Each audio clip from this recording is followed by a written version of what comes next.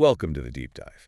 Today we're plunging into Ray Bradbury's classic Fahrenheit 451. A truly foundational book. Absolutely. Yeah. And if you've read it, you know it's way more than just a story. It's a really profound look at society, isn't it? Mm-hmm. Our mission today is basically to help sharpen your understanding of its core analytical concepts. We want to move beyond just the plot summary, really, and lock in what makes this book still resonate so strongly. Yeah, and what's really striking, I think, is how Bradbury seemed to predict these subtle ways society might censor itself. Right. Not, through some obvious dictator figure, but more through a collective, almost a craving for comfort, for simplicity. Okay, so let's unpack that first big theme then. Censorship. You might think, okay, firemen burn books because the government ordered it. Simple. But it's not that simple, is it? No. Our sources, especially Beatty's explanations, they point somewhere else entirely. Mm-hmm. He talks about mass exploitation and minority pressure. Basically, things got simplified down. To keep everyone happy, or at least to avoid making anyone unhappy. Exactly. Society kind of chose to avoid, what does he call it, unnecessary time-wasting thought. Yeah, they became custodians of our peace of mind. But by eliminating the things that cause friction, which includes, well, deep thought and complex ideas found in books. It's chilling because it suggests people sort of opted into this ignorance. It wasn't just forced from the top down. And there are hints this wasn't entirely new either. The idea that even early firemen, like their version of Benjamin Franklin, burned certain books, English-influenced books, it suggests a longer history of cultural control. A gradual slide. Okay, so if this desire for easy happiness fuels the censorship, how does the society actually engineer that ignorance day to day? Well, that's where technology and media come crashing in, right? Definitely. Bradbury's vision here is almost eerily prophetic. You look at Mildred with her parlor walls, these huge three-wall TV circuits, and she's desperate for that fourth wall. Totally immersive. And the seashells, those little thimble radios in her ears. It creates this constant, this electronic ocean of sound, like the book says. It completely surrounds her. But it isolates her too, massively. This media, it actively tells you what to think and blasts it in.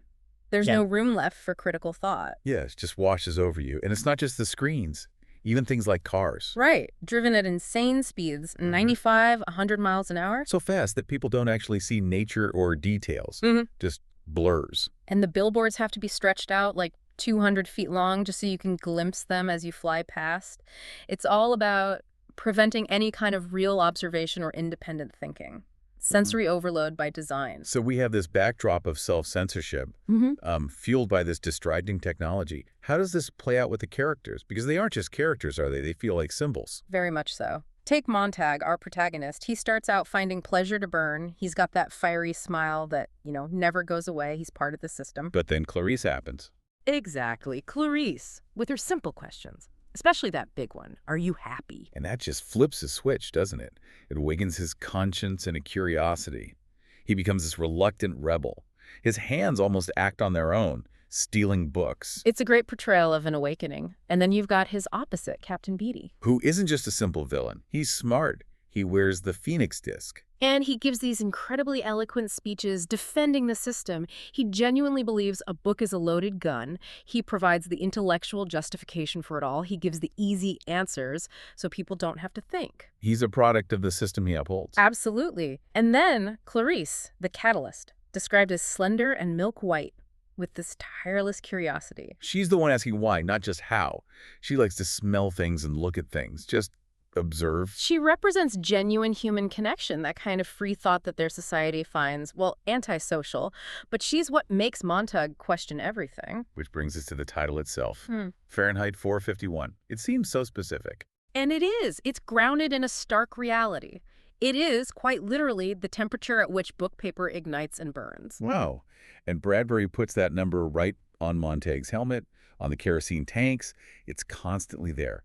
A symbol of the core action of the book. It anchors the whole thing. And that leads us to fire itself, which is such a powerful dual symbol here. Right. Initially, it's pure destruction. Montag's pleasure to burn. The fire hose is like a python spitting its venomous kerosene. It consumes everything.